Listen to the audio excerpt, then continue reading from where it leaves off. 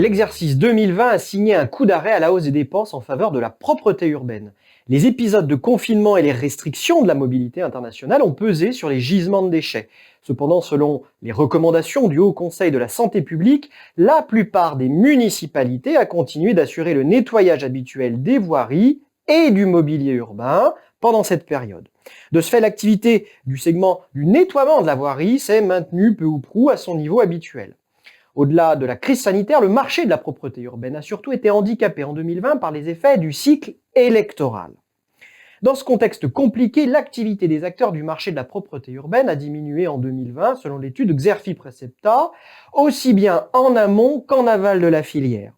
Les prestataires ont vu leurs revenus reculer de 2%, le chiffre d'affaires des fournisseurs d'équipements aura lui régressé de 4%, fortement impacté par la chute de l'investissement des collectivités locales et sous la pression de la montée en puissance du marché de l'occasion. Des plans de restructuration ont d'ailleurs été nécessaires pour adapter l'outil de production. Au-delà, prestataires et équipementiers font face à un contexte concurrentiel structurellement défavorable et les acteurs privés peinent à revaloriser leurs prix. En cause, le fractionnement des appels d'offres publics qui accentue la concurrence. La relance de ces appels d'offres permet de surcroît de nouveaux entrants d'émerger et parfois de damer le pion aux leaders du secteur.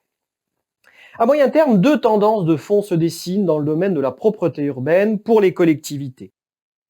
D'abord, le déploiement des outils numériques dans le mobilier urbain et les prestations de nettoiement devraient s'accentuer. À la clé, une baisse des dépenses de fonctionnement.